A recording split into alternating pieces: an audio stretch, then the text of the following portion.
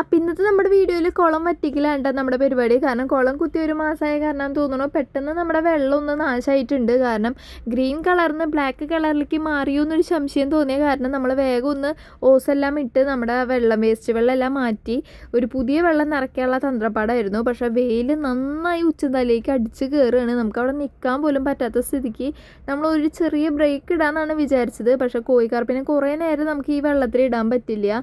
കാരണം അവർക്ക് ഭയങ്കര ഇതിനൊക്കെ നമുക്ക് ബുദ്ധിമുട്ടുണ്ടാവും.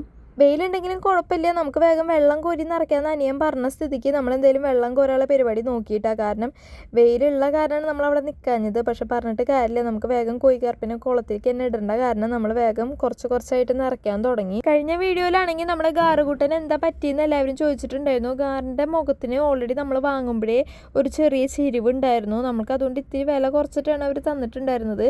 മുഖത്തിൻ്റെ ആ വായഭാഗത്തിൻ്റെ അവിടെയാണ് ഒരു ചെരിവ്. അതുകൊണ്ട് തന്നെ ഇത്തിരി ഒരു കംപ്ലൈൻറ്റ് ഉള്ളത് കൊണ്ട് തന്നെ അവനെ ഓടിച്ചിട്ട് മീനെ പിടിക്കാനുള്ള ഇതൊന്നും ഇല്ല.